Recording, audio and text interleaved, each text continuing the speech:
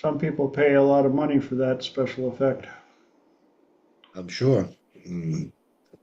But yesterday, it was pretty standard. It just felt off. Why do you ask? Off. Well, here we go. We mute this so that we don't have echo, echo, echo. Because we are live on another Tuesday night for Talk Time with TJ. That's right, Triple T number 198.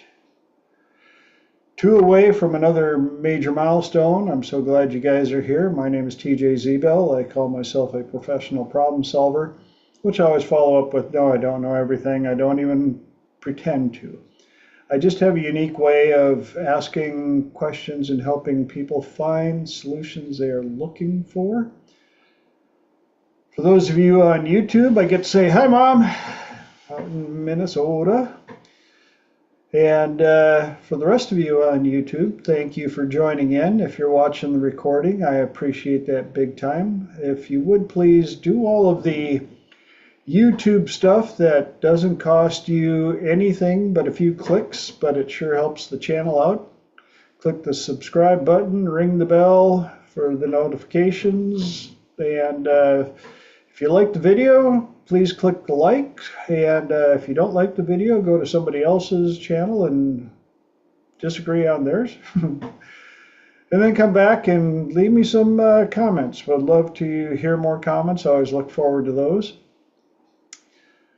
But enough of that. I also have a website that you can check out. We got some changes coming up, as always, trying to keep it new and exciting. The website is thetswb.com. That's right, the tall, skinny, white boy.com. And that since way before the internet, so whatever you find on the internet that stands for TSWB, if it isn't the tall, skinny, white boy, it is not me. But there you'll see some of the things that I do. I don't know how many lifetimes I've lived, but I feel like I've had about 10 or 12, and I've managed to do quite a bit of stuff, but right now I get the privilege of helping people with depression, anxiety, phobias, PTSD, grief, anger issues. I've been doing a lot of relationship work for people that are tired of dating the same loser in a different meat suit. So if you know somebody who's sick of dating and wants to date one more time for the last time, have them get a hold of me. I do offer a free, that's right, no charge to you, 30-minute consultation. That's your opportunity to contact me. We'll sit down, we'll chit chat, go over what your challenges, what you got going on. I also do offer corporate coaching. So if you know somebody who's struggling with their business, and no, I'm not going to tell you how to divide your assets or anything like that, but I've found out that most of the high-ranking people in corporations are still humans. And so I help get past any blockages or limiting beliefs and help them to perform better.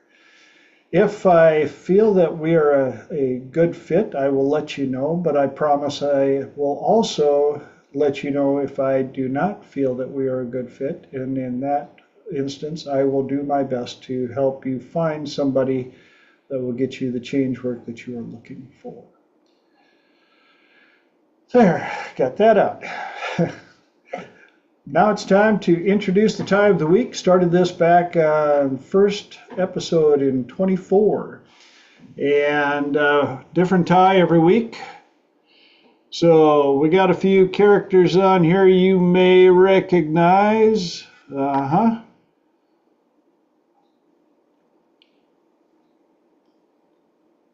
And had a few people tell me they're going to send me some ties, so we'll see if you find a tie that you think should be on Triple T. let me know. I'll accept them graciously and gladly do a shout out for whoever sent it, and we'll feature it here. Other than that, let's get this show started off on a high note. Who's got something exciting or fun they want to share from the last 7 days since we were here last? Anybody? Mark. Yeah, over the last week, I've been doing a lot of spinning, um, um, helping people, and mostly with anxiety, actually exclusively with anxiety. Um, and it just seems I haven't done it in quite a while. And then all of a sudden, I've had like a cluster of people who, I've done the neurosomatic verbal repatterning, if you want to get technical. And do but yeah, I saw last week I did it on a young fella with anxiety, and the change was profound. And did that yesterday. Did it this morning with my mechanic. Um, he, and then I just did it as my last session of today. Um, and like I said, I've done it hundreds and hundreds of times. It's never not worked. And but with the guys, the change in body language, posture, facial expression, and tonality, just the change was profound when just took it away for a while. So Sweet. that was a lot of fun, and got me all amped up. Like I said, I could just do that exclusively with everyone. But Yes, sometimes it can be that simple. yeah, it was, like I said, it was a lot of fun, and it got me a chance to once again renew the knowledge, and like I said, I've done it. I can't tell you how many times. It's probably getting close to 1,000, and it's Oh, never not worked. So, um, yeah, that was something that was fun that we, and there's the opportunities came along, and I was like, yeah, let's give this a shot, so Wait, what the heck? this stuff works? Yeah. I have to keep it, I have to keep explaining to people it's not magic. Yes, right. You know, it's Very just, cool. I've done it so many times. I think of it as a power trick, Yes, whether it be physical pain, emotional pain, it's useful. It's a tool, it's useful, it you is. know, but again, but because I've done it so much, I don't think of it as anything special. That's kind of the mindset you get into with some of this stuff. You start doing, the work, and they're like, "Oh my God, how do you know that?" It's so lot, and I'm like, nothing special, But to other people who don't have that knowledge, Yeah, who haven't been trained in it, it seems magical, but it's not. It's just a level of understanding that most people haven't reached.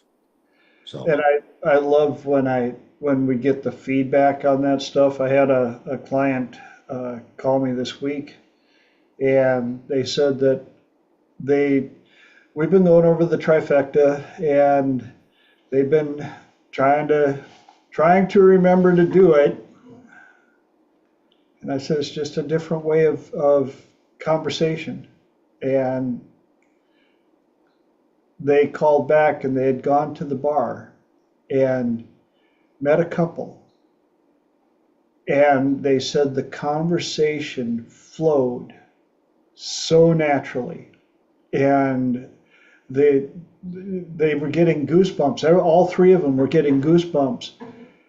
And they said, I realized I was using the trifecta without thinking about it.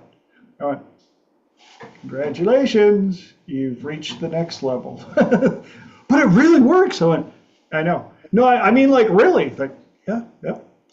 But no, just like you said it would. Yeah, that's why I said it would. Huh, it just, wow, I just, oh, yep, you're welcome. Mm. So, anybody else got something they want to share?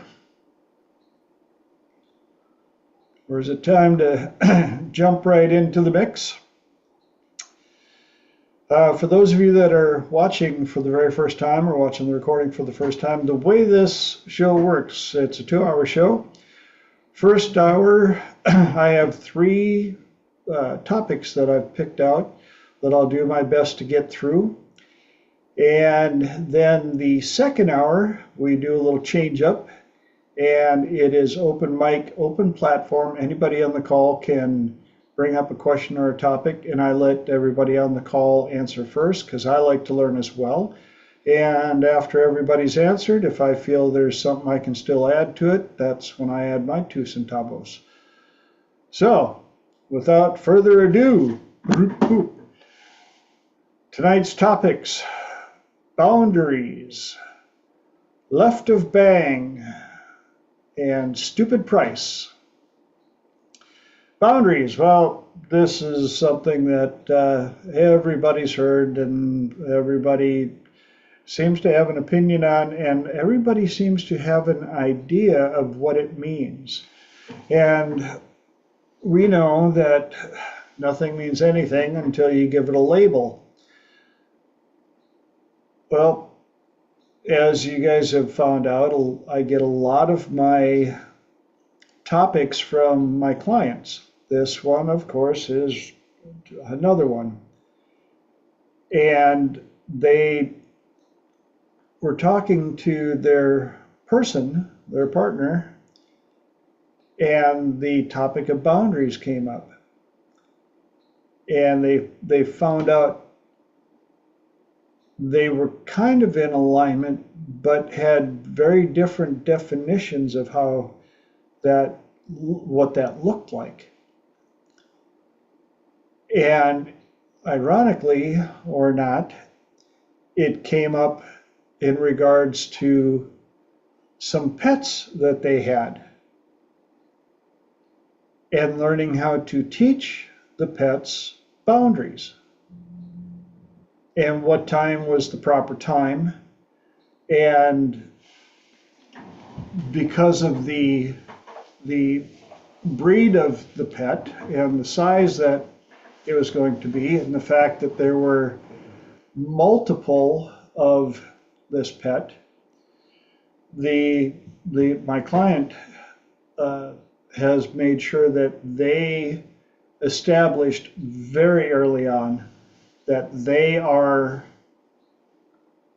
the alpha. And these boundaries will be upheld and understood. And they're dealing with a very large breed dog, and with multiple numbers of them, they pretty much felt this isn't a situation where you can easily establish strong boundaries with sweet talk and treats. So they've been using what I would call old school submission and not chasing, strong hand. They've got other dogs that they allow the dogs the opportunity to correct the young ones within, of course, reason. They're not allowed to injure them, but they are allowed to set down the law. And the conversation flowed further into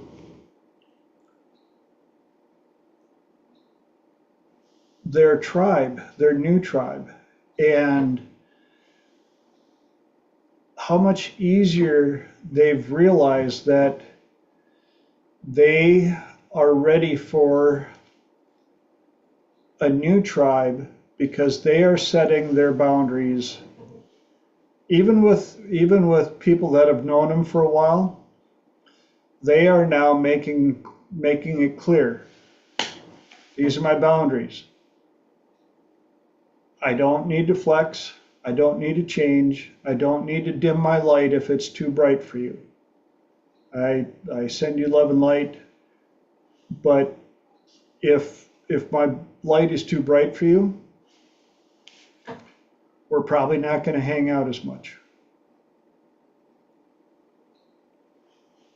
And they're catching on that part of the conversation came up with it's they're in that little lull of, I guess you would call it loneliness, because they realize they're not going to put up with the stuff they used to with these people. And they haven't quite replaced all those people with new people that will only understand this is where our mind levels are. This is what I will accept. I no longer will accept this stuff. And they've realized that in establishing those boundaries, the level of peace they are now starting to feel when going out and hanging around people. And they don't have to be harsh, they don't have to be mean. It's not done out of anger or malice, but they realized how much easier life is with clearly defined boundaries with their animals, with their friends, and with their family. So I'm curious, any ahas, inputs, epiphanies, comments so far? Mark. I find when someone's become more evolved, they, the people that have known them seem to want to, shove them back inside their own boundaries. And it's almost like a suit that's, three sizes too small. You used to fit into it, but you don't fit into that anymore. It's uncomfortable. But these people, they keep want to push you back to, into those boundaries that you used to have, and they got used to those boundaries. But if you've grown beyond those, like you said, you have to stretch forth and, find people, at your level, you know, uh, and that, again, like you said, a new tribe, of people that are at your level or above. Someone once said, if you find yourself being the smartest person in the room, you need a new room. Yes. So, And it doesn't mean that you never go back to the other room or you burn the bridges. You just simply realize what level they're at and what you're willing to put up with for what level of time. You know, the saying that we've heard for years kind of fits in here. You can never go home. Well, that doesn't mean your house per se. It means where you were at, what level you were at before. Your comfort zone, you have to build a new one. Holly. So one of the thoughts that I'm having in this conversation is when you decide to create boundaries, I think when I first started doing it, my thought was, oh, I'm going to create boundaries. People are going to respect them. It's all going to be better. Um, and so I think there's two things that people need to realize. there are going to be people who aren't going to respect your boundaries, Mhm. and they're going to test them. Well, there's two kinds of categories. There's some people who are just flat out not going to, and there's some people who will, but they'll test them first because they want to see if you actually mean it. Yep. Um, and so the two things you need to decide, I think, up front is, first of all, what am I willing to do to protect my boundaries? If you don't have an enforcement option, you don't have a boundary. Yep. But then the other thing that I think you need to decide up front is, if somebody decides to opt out of my life because I have boundaries, what meaning am I going to give that? Yeah. Because either it is, hey, this person isn't in a place where they can meet me where I'm at, or maybe they don't respect me enough or whatever. Or you could take the meaning of, I'm not worth it. They weren't willing to, and that is not the meaning you should be taking at all. It says way more about them that they're not willing to respect your boundaries, if they're reasonable, than it does about you. Yep. And realizing that up front could help a lot when they choose to walk out. I didn't choose to leave them. I just chose to have boundaries with them. They're the one who chose to leave me because they couldn't accept that. I'm so glad you brought that up, because that is, again, that's part of that culling of the herd, shall we say, that won't, either they are in a place where they cannot live up to your boundaries, or they choose not to, because either out of familiarity, or just simply they don't care. And if it's costing you your happiness, and it's causing you discomfort, then you have to really take a look at, what are they bringing into my life? What are they adding to my life versus what are they taking away from my life? And again, it may simply be, people know, who've been around me long enough, know that I use the castle metaphor all the time. And if you're the queen or king of your castle, you decide how far onto the kingdom people are allowed to travel. There will be people that are allowed to be on the kingdom grounds. I call it being front porch friendly. Hi, nice to see you. Hope the family's doing well. They're coming on the sidewalk. Yeah, we're busy. We're gonna go. We're gonna head inside now. And you just don't let them inside the kingdom walls. There are people that are allowed inside the kingdom walls, but you don't allow them inside the castle. Some people are allowed to get inside the castle, but they are not allowed to sit at the great table and dine with you. It doesn't mean that you wish them ill. They just simply don't get to join you at the great, and very few people get to go into the private quarters. So all of those are forms of boundaries. Mark, you got your hand up. Yeah, squirrel brought me Squirrel. a thought about the Frost poem, "Good fences make good neighbors," and again, if you stay on your side of the boundary, well, you're safe, and I think he was lampooning, his neighbor. He didn't interact with him but once a year when they were putting the stones back into the wall and make sure the boundary was safe and secure between his land and the neighbor's land. So I think he was commenting on, sometimes boundaries keep us safe, sometimes boundaries keep us apart.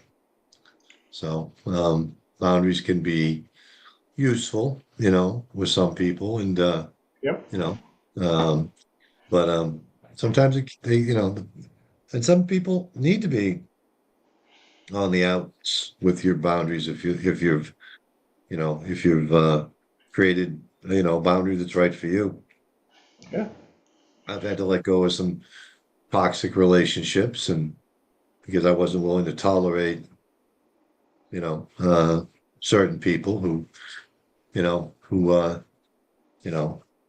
demanded I fit within their boundary or definition of friend. So yes, um so I guess boundaries can within our boundaries we should feel safe, I guess. absolutely. And that's why I brought it up. What are they providing versus what are they costing? One little deal I heard, an old Western one is trust everybody, but you still tie up your horses. The I may, I may trust you with the keys to my shop, but I'm certainly not going to trust you with my credit card. oils um back in the 1890s, a guy named Hoyle came out with the um rules for different card games. He went around the country and got variations and try to figure out the rules. And the dedication in the front of his book, kind of speaks to what you're saying. The dedication of the book was trust everyone, but cut the cards. Yes. Yeah. And again, boundaries can mean so many things. Um, I won't I won't you could say I won't accept people swearing around me. It's one of my boundaries. Now that can also be a straightforward value and criteria, which is what you use to build your boundaries.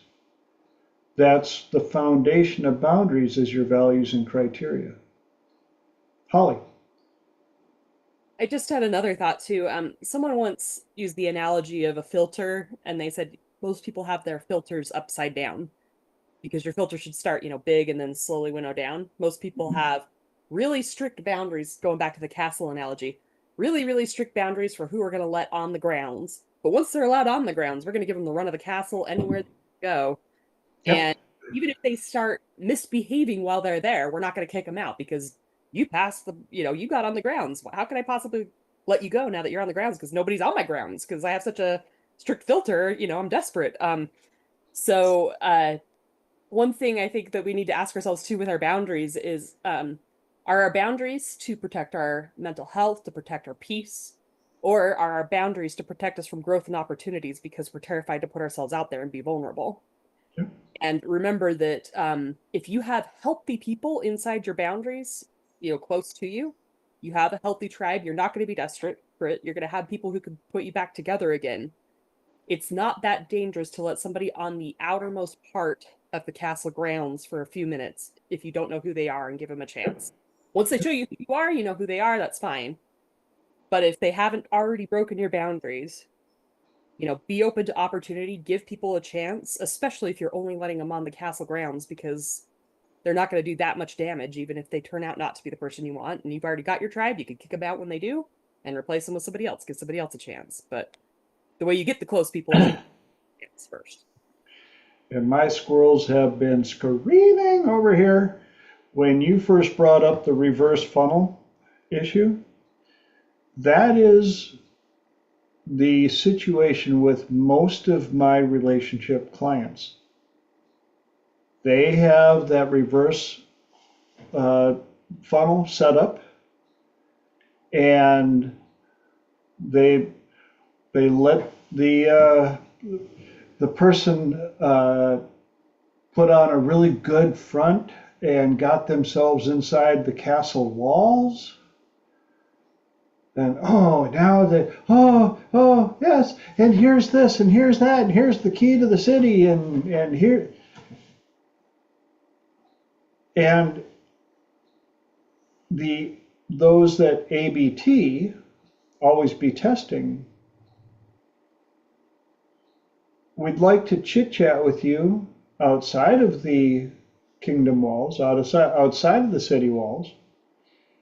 If you qualify, you can come in the city walls. We'll show you a couple of our shops and everything, and you can hang out and we'll spend some time together.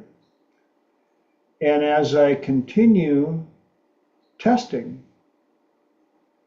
you will be allowed a progression, but you don't show up on the kingdom grounds and then get full access to the city just because you got a nice smile and you know how to say hello in a good tone. So all of these apply, and I challenge you guys to continue to think about your boundaries and all these other places where you've had to set standards, values, and criteria linked to boundaries, what you'll accept, what you won't. What are flexible? Which ones are flexible and which ones are absolutes? And then start looking at your tribe and think about, how have I felt the last 3 or 4 times that I hung out with this person? Was it energizing? Was it enjoyable? What am I looking forward to the next time that I get to hang out with them? Or it was okay, but by the time the night was through, or by the time we got done chatting, whew, I'm tired. That's another version for a boundary. Maybe you start limiting the amount of time that they have access to you. But also, I've had a few with the pushback. Oh, but it's so hard to meet people. No. You may think it's hard to meet people, but you are one hello away from a completely different life. If you have challenges meeting people, talking to people, stuff like that, get a hold of me. If you know people that have challenges meeting new people or don't feel comfortable talking to friends they haven't met yet, I'm like, they're not strangers, they're friends that you haven't met yet. And you get to decide, you've got a fresh new start. They no longer get to say, well, you used to let me in the Great Hall. What's up now? You got some new restriction? Yeah, as a matter of fact, I do. It's called boundary.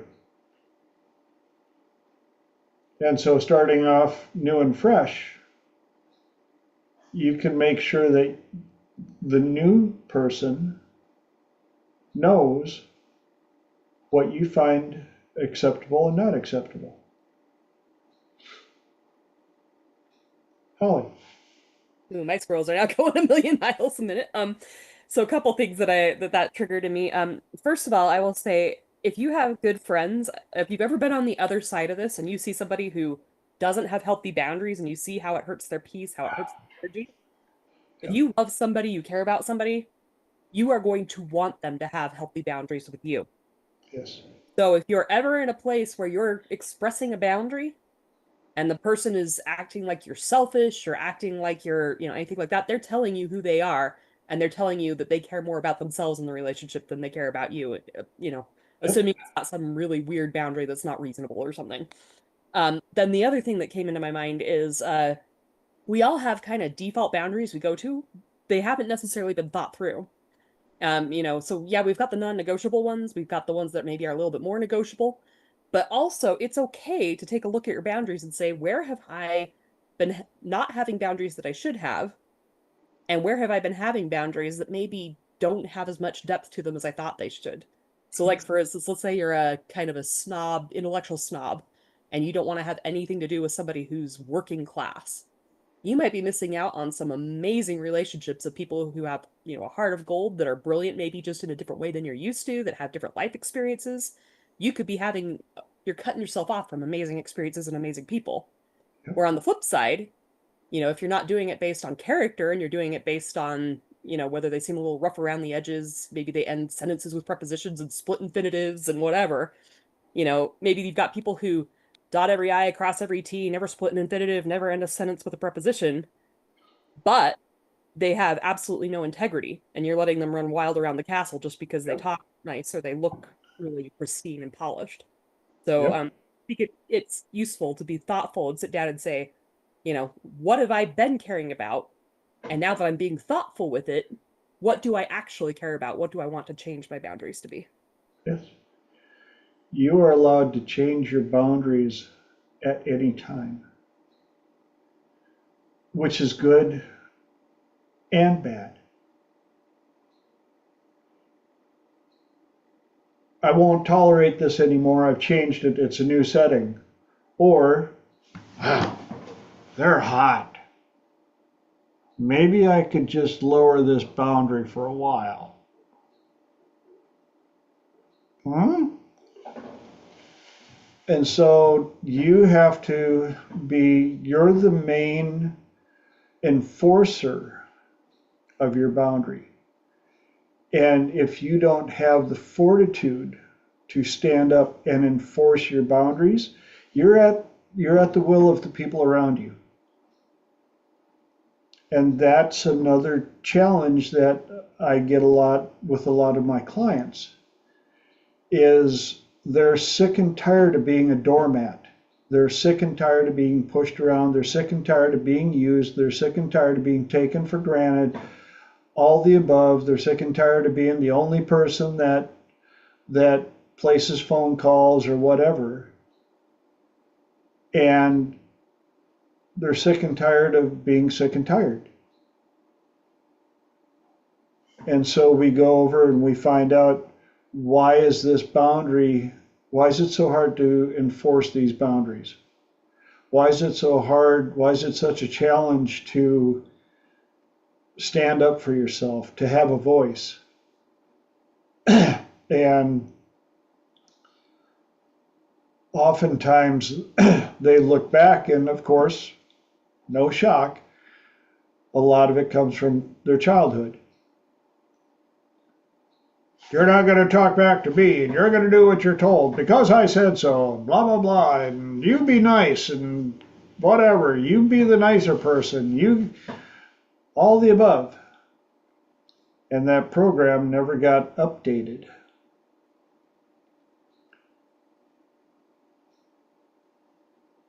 And again, especially in the relationship dating era, if you've been going through this for a while and you've got some programs that have been reinforced by dating the same, we'll keep it clean, but looser in a different meat suit, then we need to explore and look around to where your boundaries are and why these losers are making their way inside the castle walls. Any other question now? How's Epiphany's input on that? Oh, somebody put something in the chat.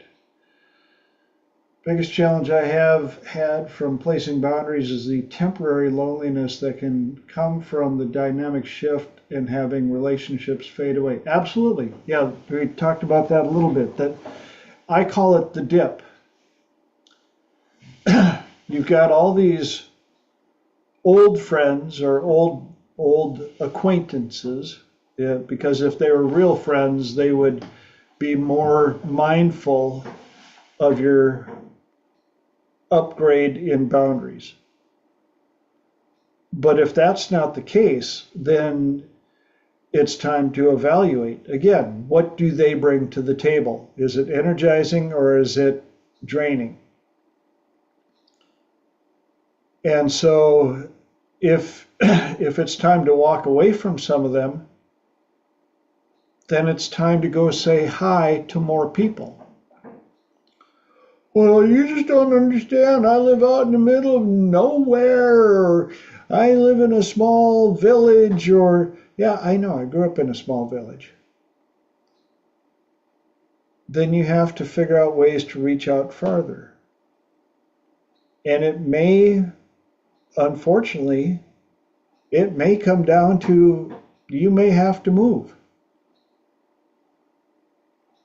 to a place where you can find a new tribe and establish, but you have to make sure that when you move, you make sure that you establish your new identity and have it set and practiced before you move. Or you're going to move to a new place, you're going to bring all your same old luggage, your same old comfort zone, your same identity, your same masks, your same weakness on enforcing boundaries, and you're going to build a tribe of the same people you just left. And one of the analogies I talked about, and I've told this to parents who are moving their children to a new school. Let the kids know it's okay to be lonely for a while at the school. You don't have to try and fit in the very first week or 2 weeks or month, because the people that will pull you in the quickest are the ones with the lowest boundaries. And oftentimes the ones with the lowest boundaries are the ones that also have no problem violating your boundaries. Why you gotta be such a stodgy person? Well, I don't do that. Well, that's dumb.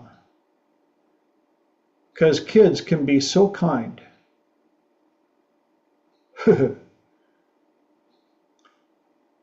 And so you prep your kids, test all the people, all the kids in the school. The ones that take a while to get to meet you, figure out why. The ones that the ones that want you to join their group immediately, why did you qualify so quickly? Why are the doors to the city wide open? Test it. Mark. Yeah, back in the day, we used to hang out, we used to have, again, the concept of a social circle. And those are the people you hung out with, and they were usually in the immediate area, but you created, a social circle. And of course, today with the internet, that definition has changed. But yeah, if you don't have enough friends back in the day, the recommendation was to, expand your social circle. Take a class, go to a lecture, join an organization that you always wanted to expand that social circle so you can find people that are compatible, which is a big word. Yeah. You usually find, and back in the day, we used to find our, our life mates within our social circle. And, but if you don't, you got to expand your social circle, and again, it's an old concept, but it's still pretty valid. We, having a big enough social circle means if you don't have enough friends in your social circle, well, widen it, basically. Yes. Yep. So, that's, that's my 2 cents. And again, growing up in a town of 187 people, I get the challenge on that. But I also knew that we had tourists in the area, and when I went to middle school and high school, we had more people to pick from, and of course more cliques and blah blah blah. Because again, kids are so nice and sweet. But I've moved enough that I understood the power of they have no idea. The only way they figure out who you are is because you show them who you are.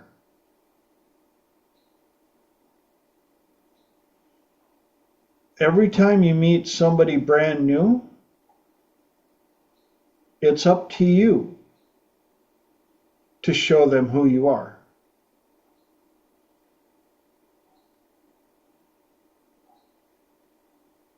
And if you haven't figured out who you would rather be, Elijah, I don't even know who I am. Yeah, then they tell you who you are. They ask questions and define who you are. So it's up to you.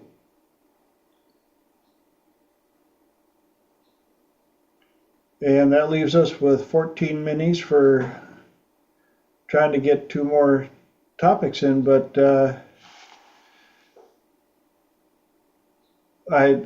this is, again, with Elijah, he says it's literally the hardest question I ever faced. Who am I? I completely agree. It's super easy when you're traveling or when you're moving to a new place to be the same person you were in the place you left. Because you've rehearsed that position, you've rehearsed that role for how long? And even my relationship clients, when they come to me, I'm like, well, who would you like as a partner? Well, I want them to be outgoing and da da da da. And I said, is that who you are? Are you the person that will attract that person? They're like, well, not quite. Not really.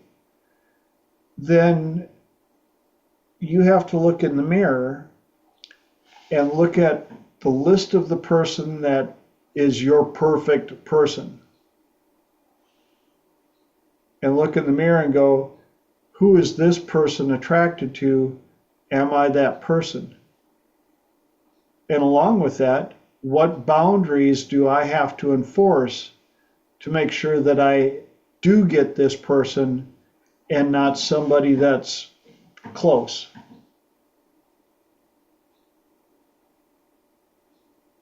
Because we know what close is good for.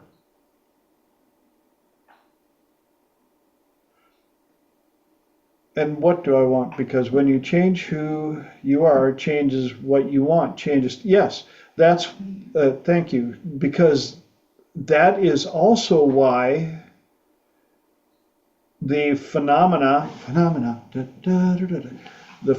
that most of my triple P clients go through in the first year, they meet at least 3 of the best one. Oh, they're the one. Oh, they're. Because what happens is they start off here and they work on themselves and they get to here and they meet this person. They're like, oh, I've met the one. Oh, it's amazing. But I keep pushing them to grow. And pretty soon, the best one is still down here because they're not growing. And all of a sudden they're like, oh, that's not the one. So then they meet somebody here and Nancy says, let's see the dance again. It's like, oh, not the one. Oh, perfect. Oh, because now they met him here, but they keep growing. And now they're looking at this one going, ah, another close, but not quite.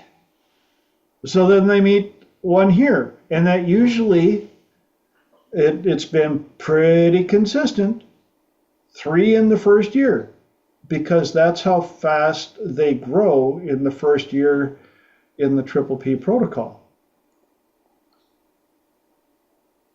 And usually after the third one, they've learned so much from those 3 people and by watching other people that when they take a strong, hard look in the mirror, they go, I want this person.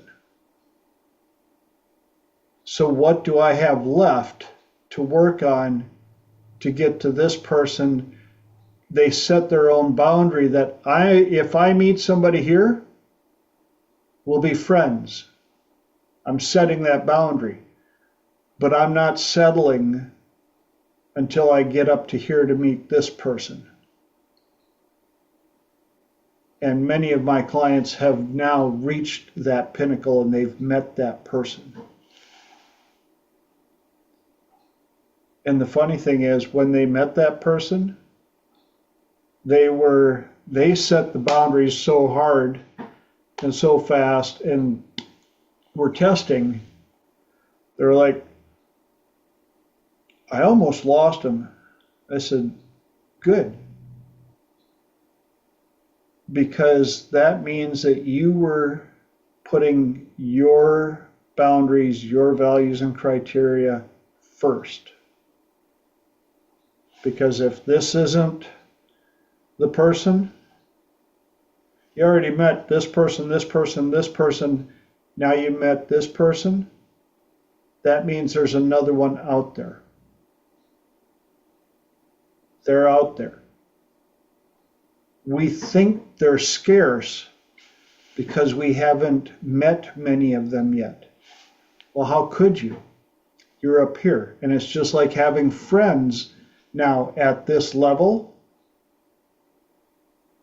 The old people you used to hang out with were here. You did this growth. You met some here. Oh, they're cool, but you kept growing and they didn't. You're like, but they're kind of a pain in the butt. And it takes a while till you start meeting people here. I've had some people say that they enjoy Triple T because they haven't met too many people or been to too many places where they can have the conversations that we have. It's a different level. It's a different type of conversation. That's why I appreciate you guys showing up here. And that leaves me with 7 minutes to try and get 2 topics in. Anybody got any quick comments? Holly.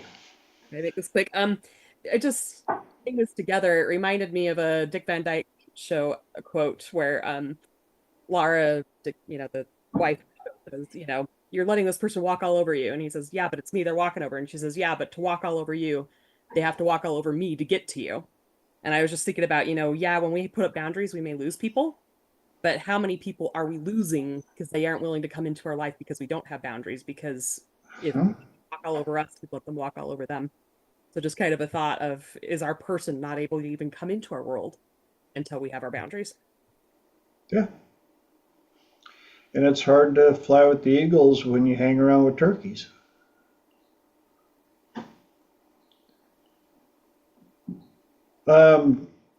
Six minis, I'm going to try and get in a little bit of left of bang.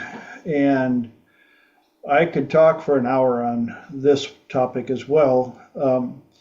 Left of bang is a military term that is, if you have to go defuse a bomb, and you know that the bomb is going to go off at 12 o'clock high noon, when do you want to show up?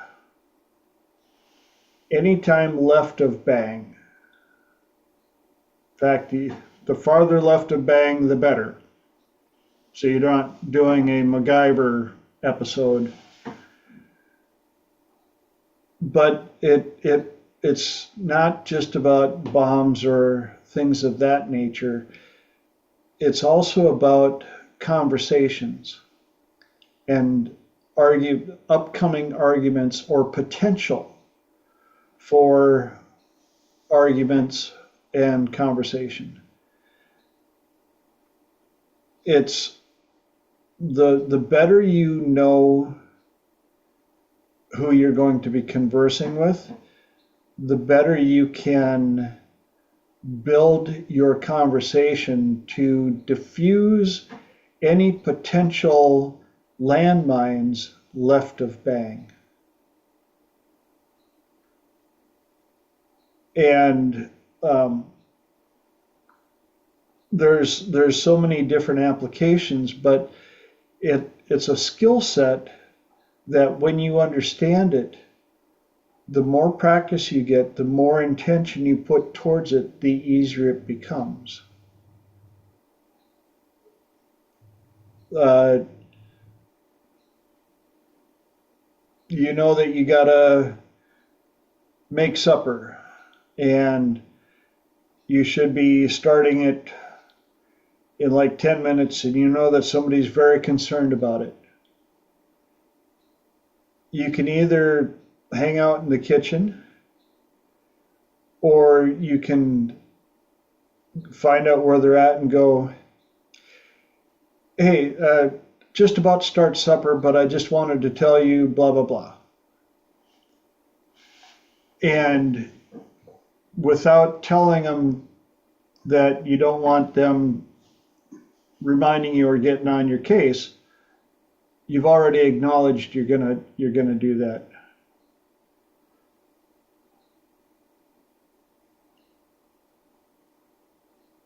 And Holly sent, let's see. Uh, Do you want to explain that one? this conversation was just reminding me of a Rocky and Bullwinkle quote. Yeah. Bullwinkle basically says, "The heroes are always arrive in the tonic of time. I don't want to show up early and spoil the suspense. And I don't want to show up late and get blown up. You got a point there. Heck with the suspense." Exactly. Yes. And so there's this left of bang also is used extensively in the courtroom. If you can diffuse the opponent's argument before they even have a chance to bring it up, you now have the advantage.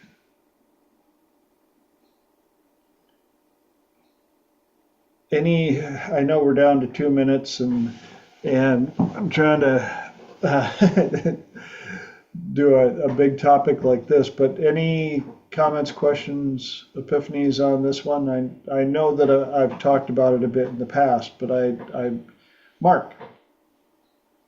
Yeah, I was watching this it's kind of an older show with John Cheadle there, the actor, and he had a little way to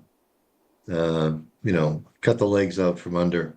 Somebody brought up a topic. He was a consultant, and he would they'd say something and go, idea bad, idea gone.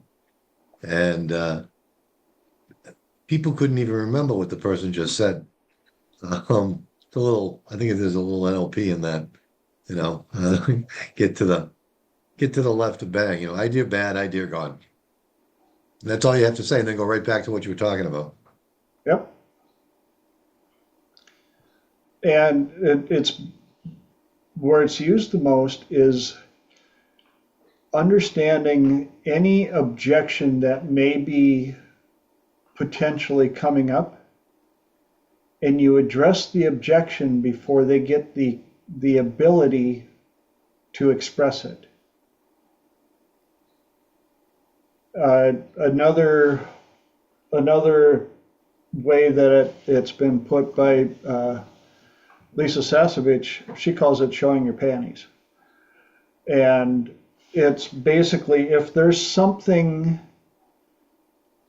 that somebody can use against you, you acknowledge it before they get the potential to bring it up. Because if you express it first before they bring it up, they now look like the problem. Because you get to follow it up with, yeah, I've already said that. We've already brought that out. We've already addressed it. Another place that it's used is to cut down on pushback, like with kids. Taking care of it left to bang would be like, so do you want to go to bed in 10 minutes or 15 minutes? 15! All right, you win again.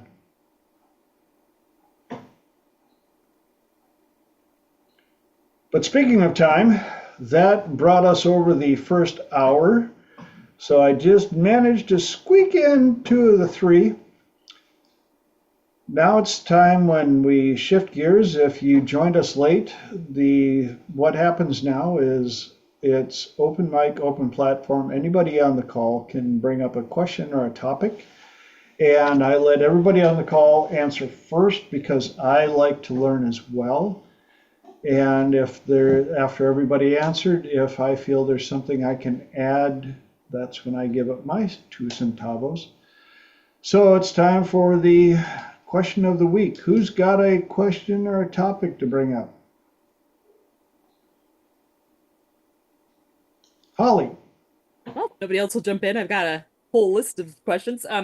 So the first question I have is about sales. Sales. So my question is for everyone. Whether it's your own, your clients, whatever it may be, what are the biggest blocks that you see to people selling? And also, what for you is the best way to address those blocks? Great question. Who's got an answer? Where are my salespeople at?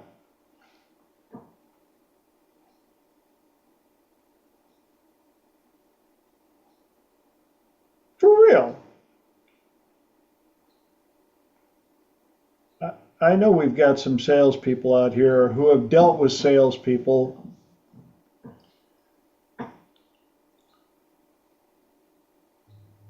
Nobody here has ever dealt with sales or has any sales blocks? Or do we need to repeat the question? Did some of you gloss over? Repeat, please. Okay. Okay, maybe I'll also try to rephrase it. So basically, and once again, this could be something that you have faced, or it could be something that maybe a client of yours has faced, a friend of yours has faced, whatever. But so one of the things I'm learning is that sales is a very, very important part of making a business profitable. But a lot of people that I know have a lot of anxiety about sales, or also maybe just aren't very good at sales. So what are some of the things that you've noticed that are emotional blocks, mental blocks, skill set blocks, whatever it may be, reasons people struggle with sales? And if you throw in there also, what have you discovered are the best ways to address those emotional blocks, skill set blocks? Maybe deficits could be another word we use. Anything that stops somebody from being the ideal salesperson that they want to be.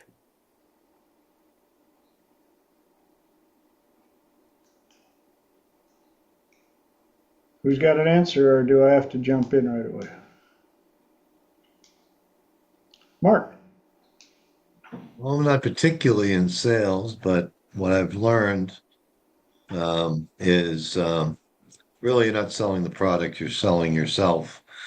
So you have to get in alignment with your customer. And that can start with echoing, the echo technique, what it is they're looking for, target their criteria and values.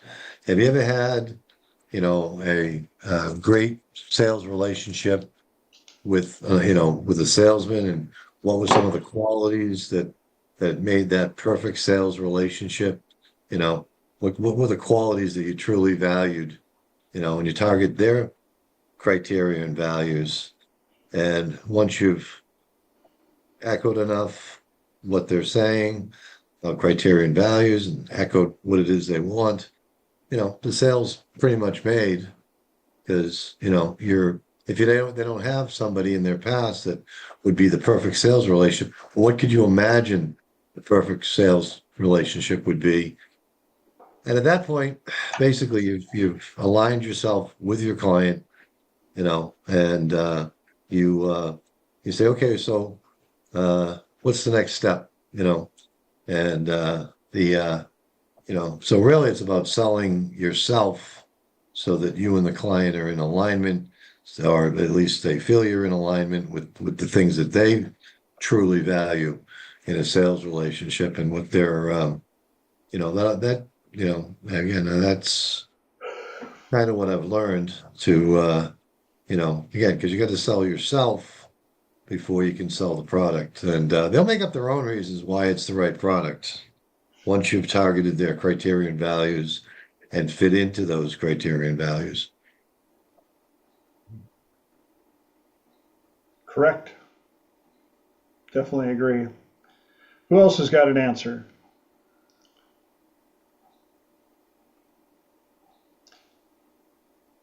Because I could talk on this for the entire hour. I don't want to take over your guys' time. If nobody else had, if anybody else thinks of something else, raise your hand. But when I'm teaching sales, one of the first things I point out, you've been in sales your entire life.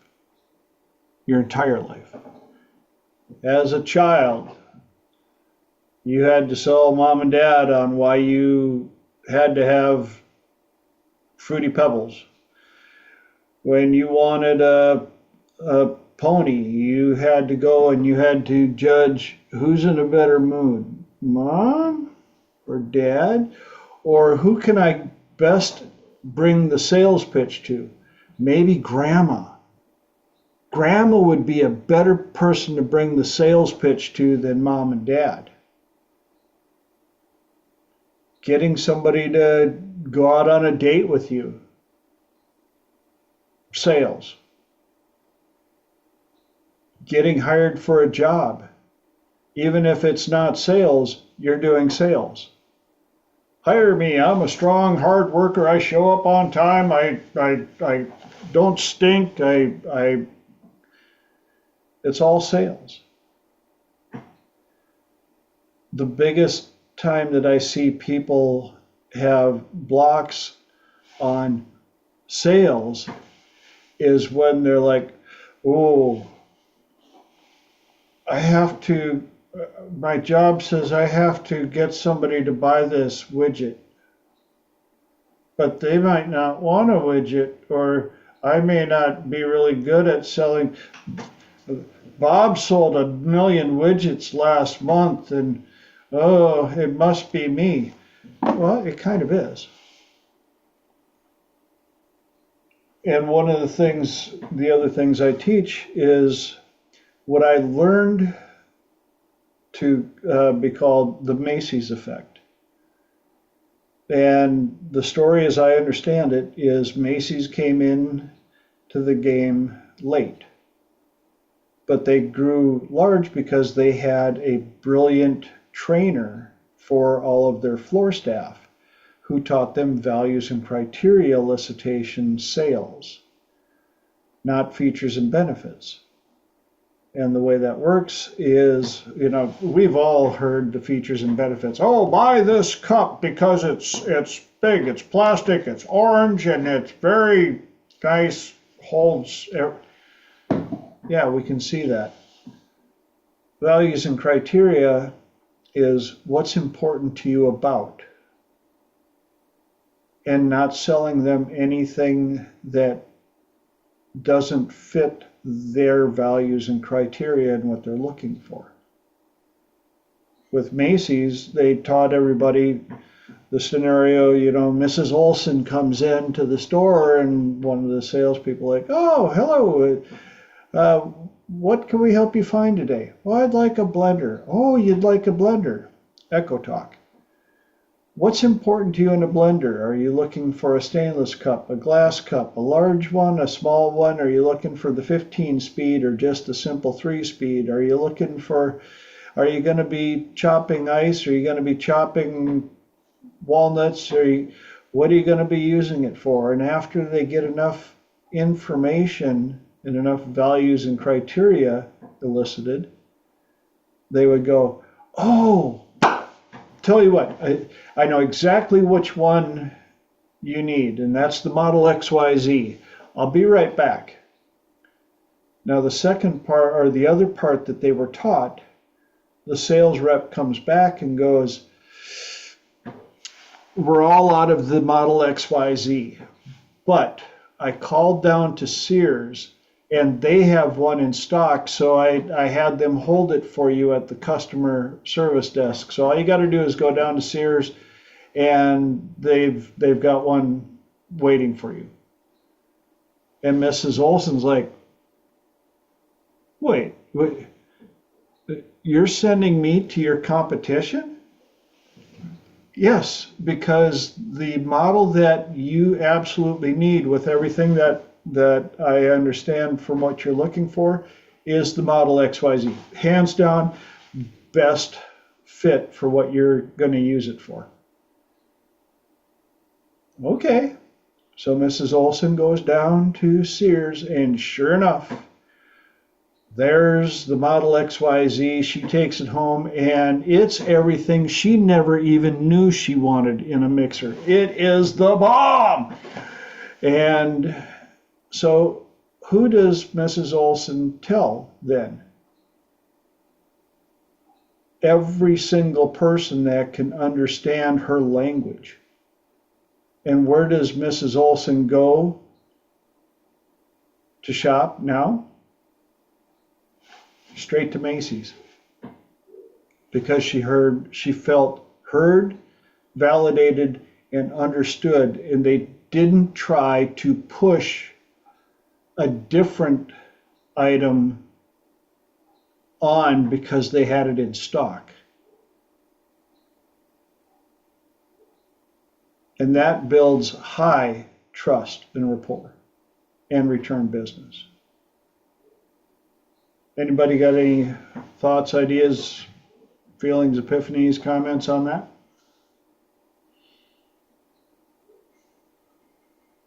Hard crowd tonight.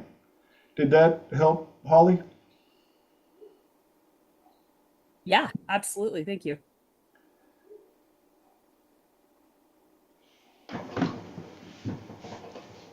Mark put on, and they will remember how you made them feel. Yes. Again, felt, heard, understood, and not bait and switch.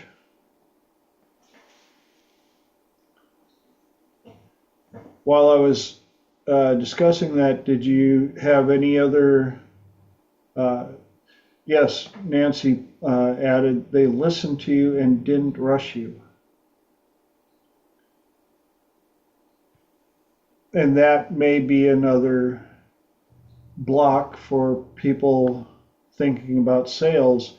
The other block that I see the most is asking for the sale, asking for the close, asking for the money.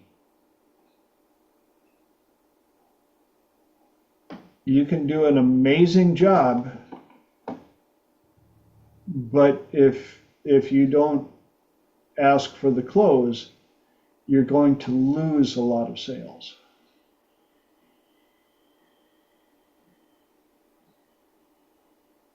The other thing that I've seen a lot is not paying attention to the customer, and overselling. One of the funniest ones that I heard of was a guy was doing a presentation and was going on, and finally somebody else who's a salesperson walks up to the table and goes, "Hey, you making a sale?" And the guy's like, "Yeah, I'm not done yet." And he looks at the customer and he goes, "You want to buy or what?" And the customer's like, "Yeah, all right, here's the paperwork, sign." And the guy was like, "But I'm not done with the presentation yet." Yeah, they're already ready to buy. So paying attention to the customer as well is very important.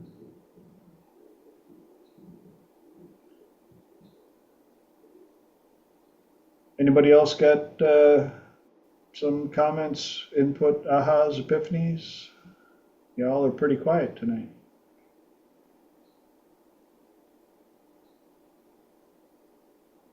No? Crickets? Okay. Is it time for a different question? So, Holly, you said you got a whole bunch of them, so.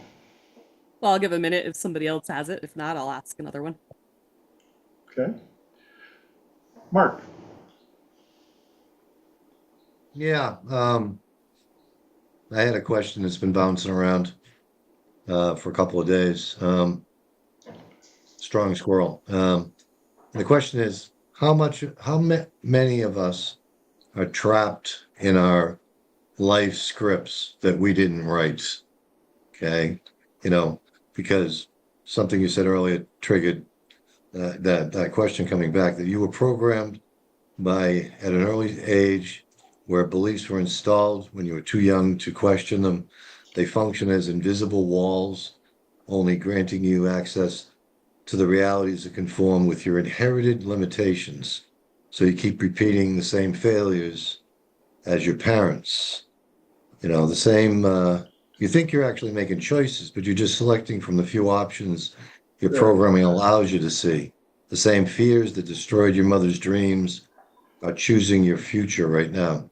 The same scarcity that your father accepted as an absolute truth dictates your financial decisions. You're not living your life, you're navigating through the script that they wrote for you. So I'll return to the question, how many people are just following their life script and never question it? Great question. Who's got an answer? Some ahas and inputs on that.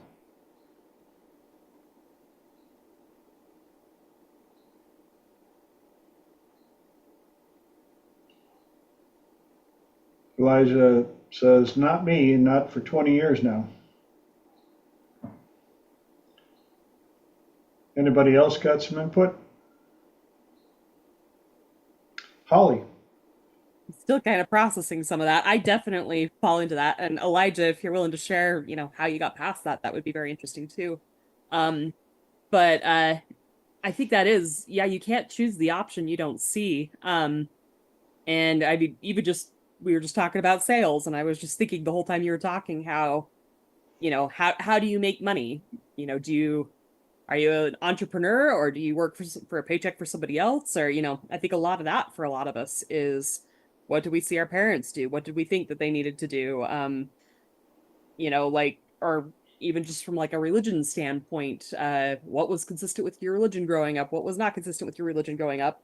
And did you pick that religion because it was familiar and it's what you were taught, or because it's what you actually genuinely believe and what you actually, want to aspire to, and it's in line with what your morals and, um, but yeah, I think unless we have a moment that somebody points it out to us, I'm just realizing even right now how many scripts I'm still following. But the big question is, if you can't see the opportunities, like how do you even make yourself aware of those opportunities if they're outside of what you can see? Is it, you turn to your tribe? Is it the universe guides it to you when you overcome the karma and you play it out? So I'll say I'm kind of almost getting more questions than I'm getting answers in this situation, but I do a very interesting topic, and I'm what other people have to say. Mark, or Elijah. I was gonna say real quick, working for a paycheck is like running on a treadmill. You sweat a lot, but get nowhere. Owning a business is what makes you wealthy. Buffett said that. Yep. Elijah. Yeah, you could. I mean, you could also have a long-term investment strategy and become wealthy over time, even with working for a paycheck. I wanted to say, Holly asked me to expand. For a while, life was not going the way I wanted, and yet I was one of the fortunate ones. I never really had to sleep on the street, or I always had hot water and shelter and everything provided for, and I had my health, and yet I was still unsatisfied by not having certain things. Some of it I would take responsibility for, because there were chances or opportunities which I was too scared to seize. But at the same time, there was a feeling of it wasn't in my own hands, and it wasn't like the roll of the dice or the dealing of the cards, the hand I was dealt, just didn't measure up to some of the things that some of these other people had, and that there was few or little chance of changing my stars, if you like. And that continued until one day I had this thought, and the thought was, I'm going to die at some point. And it wasn't really scary, or it was just like an acceptance of, what, everybody dies, one day I'm going to die too. But quickly after that thought came another thought, which was, what if I die having not lived the life I wanted to live? There. Yep. And that shit scared me, because I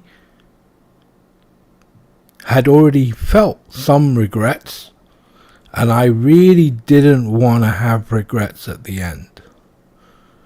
And so that kind of got me moving, and studying and listening to wiser people, older people, successful people, people who had the things that I thought I wanted, and it became a little overwhelming at first, but then there were patterns.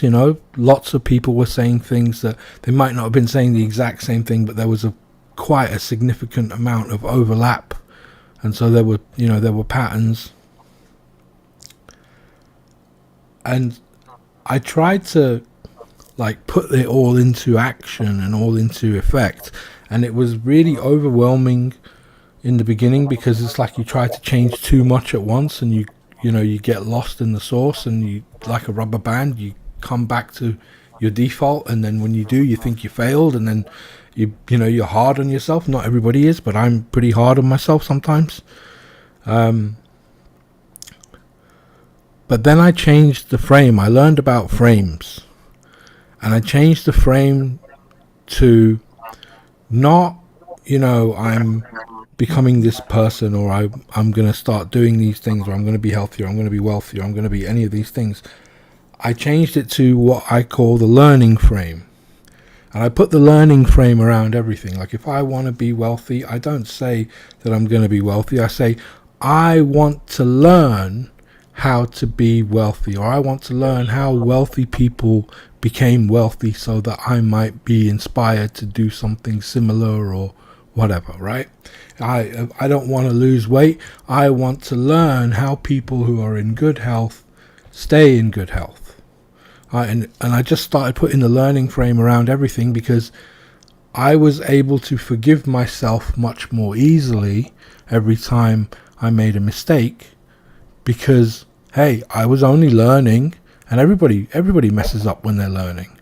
And that really took the pressure off myself. It really helped loosen the noose, if you like, that I was carrying around for myself, right?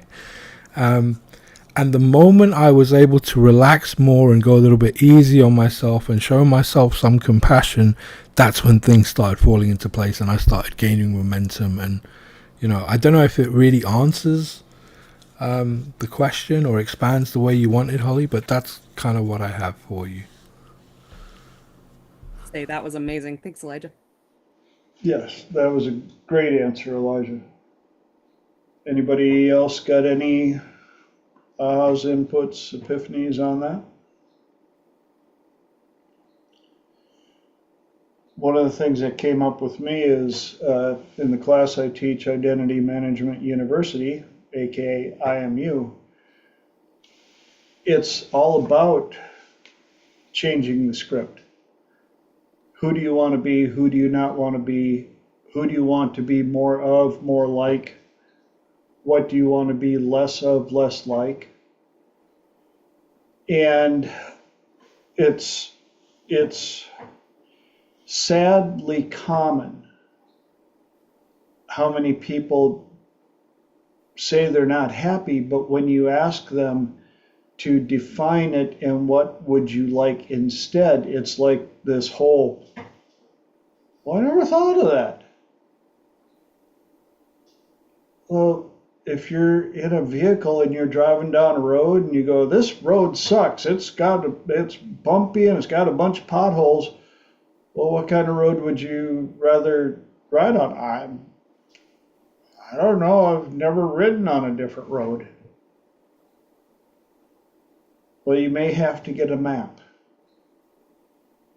or GPS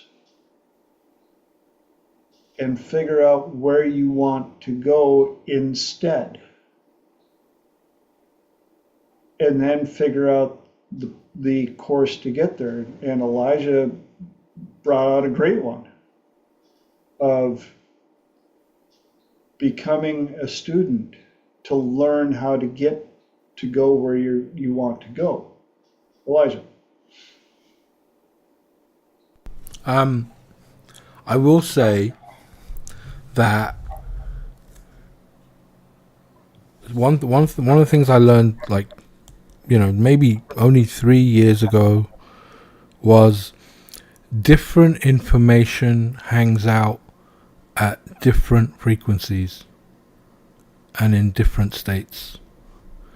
If you ask yourself the same question in a different state, if you ask yourself, you know, how do I want to be different, or what do I want instead, was I think what you said, TJ. What do you want instead? But you ask someone that when they're in like a brooding kind of self-pity state, you're going to get one kind of answer. Most likely it's going to be, I don't know, or does it even matter, or I never really thought about it, or or they may only be able to tell you what they don't want, not necessarily what they do want.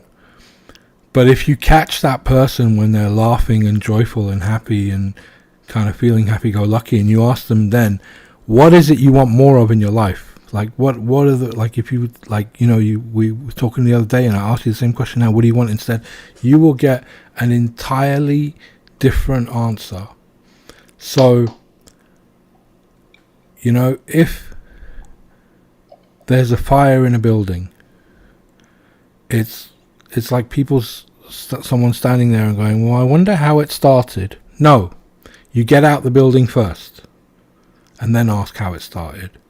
In the same way, if you want to change your life, You get out of your bad state first, Yes. and then ask what you want. You know, it's going to make all the difference. It's going to make all the difference. And what you described there is also kind of like it's hard to see where you want to go when you're down in a rut. The view up here is very different. Same with when I was talking about dating.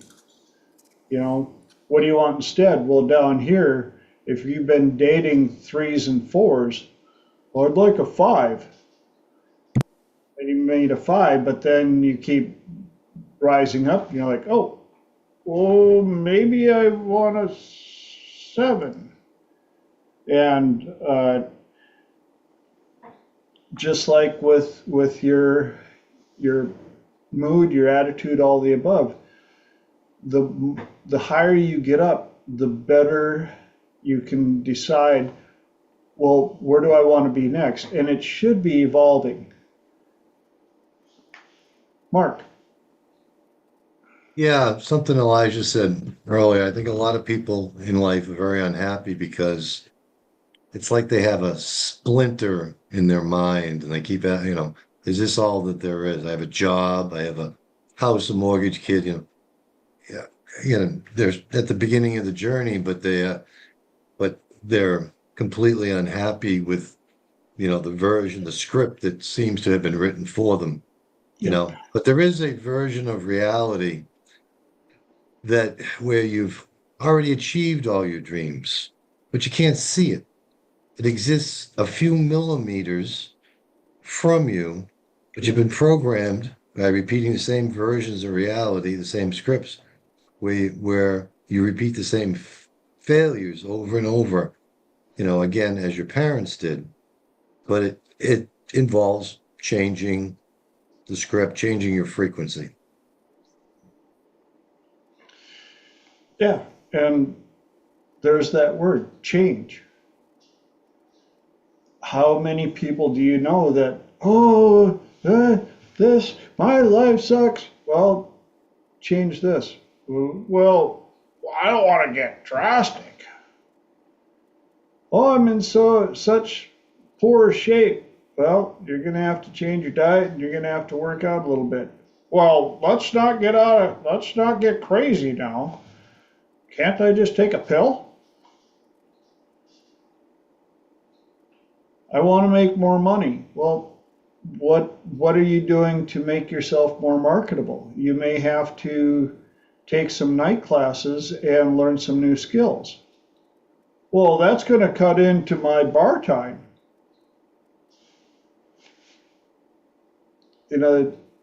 What are you willing to do to get the change? I want to win the lottery. Have you bought any tickets? Well, no, because I never win.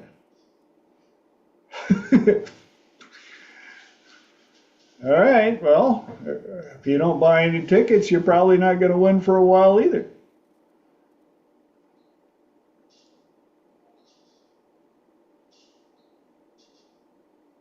And part of that is going to be the script, aka comfort zone.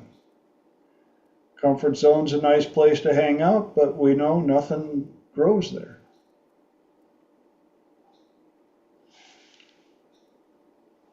Any other inputs, ahas, epiphanies on that? Did you get the answer you were looking for? Absolutely. Has everybody here seen or is familiar with The Wizard of Oz? There was a Tin Man who wanted a brain, a lion who wanted some courage, and another one which I forget, Scarecrow or something, right? And Oz, the great wizard, he couldn't just tell them that they already had it inside There. because they wouldn't, or they weren't in a place where they would be willing to accept it. So he had to create this whole charade of, a sequence of things where they would come to realize it on their own. But the truth of the matter is, and I would like to suggest to you, that you do already have everything you need inside. It's just a matter of where you're putting your attention, what you're focusing on, and what you're choosing to do with your time. That's all it really is. And I'm glad you brought that up because it reminded me of, again, part of when I teach IMU, people have these things, well, I wish I could speak up more. I wish I was more outgoing. I wish I had more confidence and all this stuff. And one of the things that I have them do is I'll make them leave the classroom, go outside the door, and come back in and pretend. Show me what that would look like. Don't describe it. Don't come in. Well, I would walk in, I would be a little more da-da-da, or I would stand. No, I want you to walk outside the door, turn around, and come back in and show me what that looks like. And you would be amazed at some of the transformations that I've seen. I watched a very demure, soft-spoken lady who wanted to have more presence, and she wanted to be more commanding in the room and everything. I said, okay, I want you to go outside and come back in and show us what that means. And of course, she came in and immediately like, well, I would walk in. I went, no. Go out and come in and show us. And when that door opened, this lady had grown 4 inches. And her shoulders were broader. And this soft-spoken little lady was like, hello, everybody. Good to see you. How you been? And I carried a conversation with her, and she's like, oh, I'm having a great time. Oh, my gosh, it's good. And then she noticed who she was being. She was like, oh. And I went, no. You have all the ingredients inside of you. If you can pretend, if you can act them out, you have those ingredients already. You have to decide, you have to choose. Are you going to be that new person? Or are you going to stay stuck in the rut of who you've been before? It's up to you. Again, especially if you're going to hold your boundaries and find a new tribe, because you get to be anybody you want to be. But it's up to you. Mark. Yeah, sometimes when I've gone to conventions, I kind of reinvent myself, and that's not what I wanted to say, though. Because I can be anybody. Nobody knows me, and I'll never see these people again. So Yes. I can be who I need to be, or who I want to be. But what I was going to say before that is, okay, come back, scroll. We Loretta LaRouche, she taught a seminar years and years ago called Hardening of the what was it? Hardening of the Attitude. And she said you should get to every doorway, and there's a little threshold on the doorway, and you should jump over the threshold and go, ta-da! I'm here. Aren't you lucky? And if you get, so you become outgoing, whatever, but on the other side of that, like I said, when you go through that doorway, you jump right over that threshold and go, ta-da, Yeah. I'm here.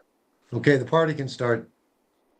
And you become someone, just a little bit different, more confident, speaking to what you're saying.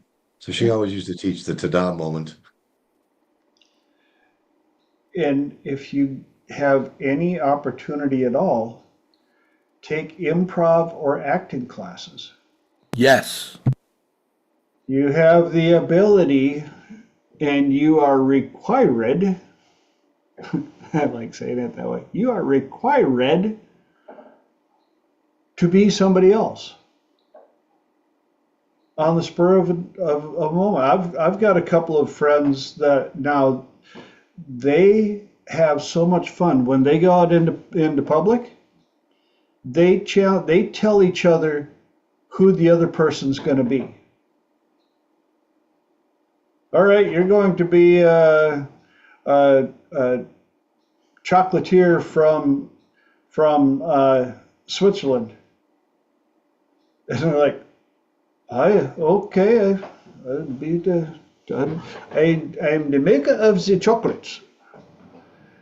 And who am I? Or okay, you're going to be, and they'll just come up with these personalities, and they will run with it all night.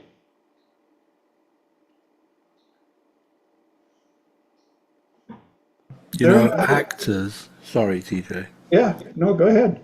I was going to say, actors are the best hypnotists on the planet, Yes. right? Because that's their craft. Their craft is to suck you out of your world and into theirs. Mm-hmm. That's what they do. Yeah. And it's if nothing else, just as an exercise of stretching your emotions and being able to see just how far your own range is. If nothing else, it's fantastic. Improv is amazing. Yes. And method acting. It was so interesting, and I think Elijah and Holly may have watched me do this when I was working with Dr. David Snyder. He would have this exercise called word salad, and we would have all of these different words that you would have to use in a conversation. And you would see people, and they've got their list of words, and they're like, and I subscribed to this website, and I go, okay, wait a minute. What I want you to do is I want you to pretend that you're a pirate news reporter talking about a crash. And they go, what? I went, pretend you're a pirate news reporter talking about a crash, and now start using these things. Bam, they're like, oh yeah, Facebook, they was on the Facebook, and they had to subscribe to it. And I'm like, oh, and you're a Scottish pirate too. And they would flow with it. Absolutely flow with it, because they stopped trying to be who they were, because who they were didn't talk using those words in order. But when they got to pretend, it just flowed.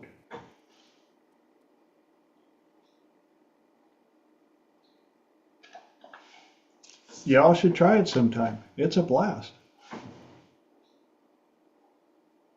Anybody else got any input on that? Anytime you can turn something into a game, it just becomes so much easier to do and take part, because games are inherently fun. There's a fitness app that you can get for your phone, which is about zombies and stuff. And so you're walking around, you're doing your steps and you're just walking. And every now and again, your phone or your watch will beep oh my God, the zombies are coming, quick, run. And then you have to kind of run for a couple of blocks. and get around the corner and stuff. And it's like, okay, you're safe. You can walk again now. And it's just turning walking and running into a game of running from zombies. And it's brilliant because people are getting fit and healthy because they're just using their imagination and playing games. It's fantastic.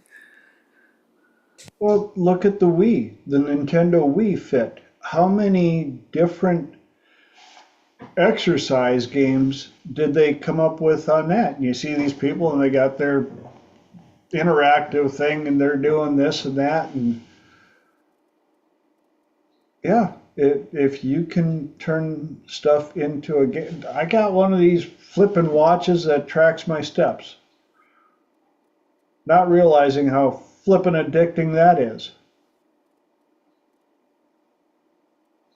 But I know what days I've been sitting in this chair working with clients and what days I've been out on the 4 acres getting stuff done. And there's something about that validation of going, oh, dude, I'm so close to 15,000 steps. Ugh. I'll be right back. Because you want to reach the next level.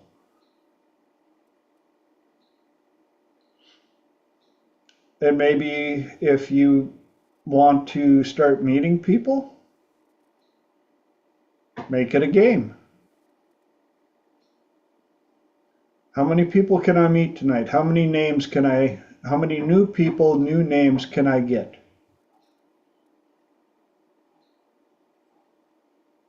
And if you can walk up to people and go, hey, I got this challenge going on. I just got to meet as many new people as possible. So could I ask what's your first name? What do you do for a profession? You're one hello away from a completely new life. I'm sure somebody here has met some new people recently out of a random hello and a conversation ensued, and all of a sudden things were just like, holy cow, I can't believe we had such a great conversation. And all it took was hello or hey, all the above. Elijah. So there was this guy who was teaching men how to approach women, right? And what he said to them was the first 5 or the first 10 of the evening are just throwaways. Okay, that's just to get you warmed up. It's just to get you into the process. It's just to, help you get into, like, you walk up, you say hi, nothing really happens, whatever, you get rejected, doesn't matter, you move to the next one. By the time you've done 5 or 10, you're nicely warmed up and you're, able to not worry too much about being knocked back or anything like that. And then you'll get some decent conversations going. But the interesting thing that happened over the period of like a week or so, these guys were going out practicing like 5 times a week, right? After about a week, when they got to like the 6th, 7th day they were going out, they found that the first interactions that they were having, the quote throwaways, ended up being the most successful ones because those are the ones where they didn't care. There. And they ended up having more quality conversations and meaningful interactions and like exchanging numbers with people, some becoming friends, some becoming more, whatever, because they were almost expecting, like, okay, this one's a throwaway, I'm not expecting anything out of that. And with that, the pressure was gone. And when the pressure was gone, that's when they were really able to be bubbly and friendly and humorous and, and have positive responses. So it kind of worked in inverse. I am so glad you brought that up. I've definitely got to integrate that into my triple P protocol. Because part of what I do is I make them agree to not be in a dedicated relationship for a year. Well, as soon as they take that pressure off, they need to meet people, go out and do things with people, be around people. but just realize that they're not going to be in a relationship for a year. Same thing.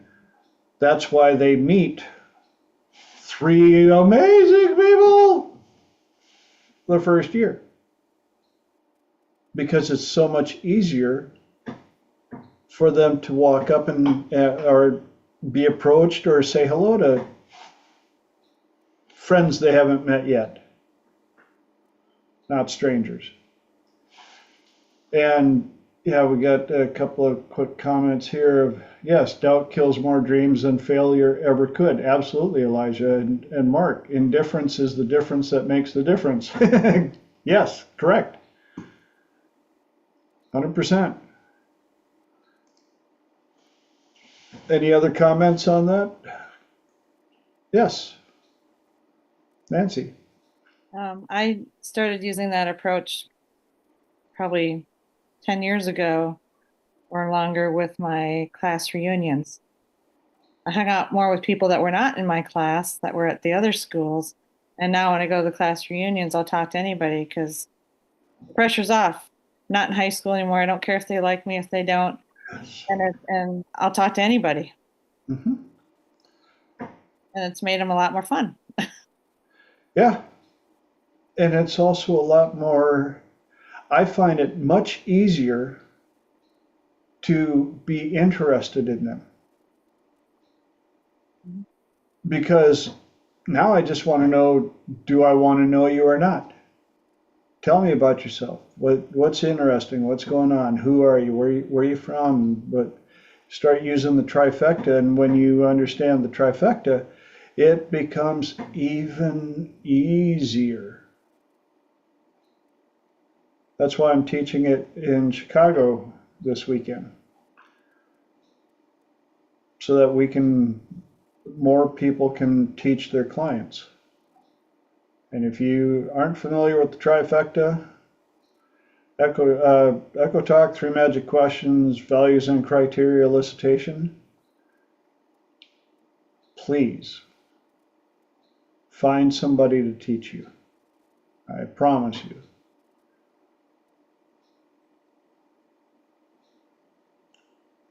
We got 8 minutes. Elijah.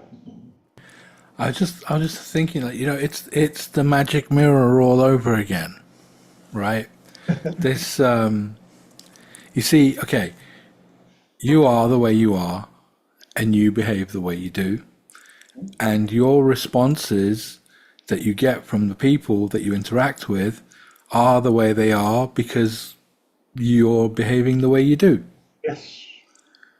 However, the moment you change the way you are and start doing things differently, you will begin to elicit different responses from the people you interact with, because they have to adjust to the new way that you're doing things.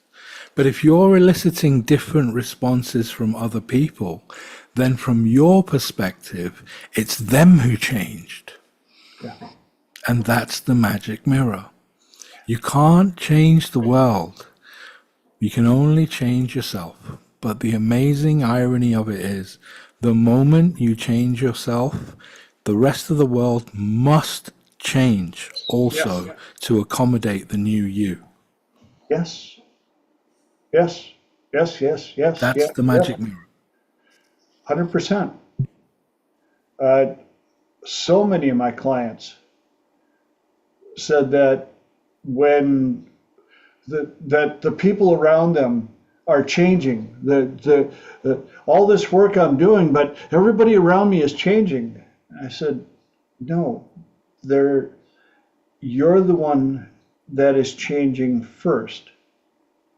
And it's the changes in you that are causing them to change.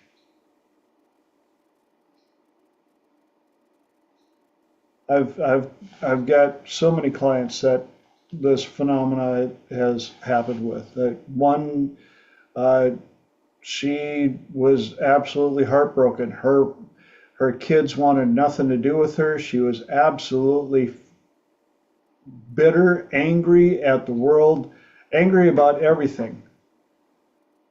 And we worked and worked and worked on it, and she was so concerned about losing her kids, and I kept telling her over and over and over, you have to change first without the expectations from your kids.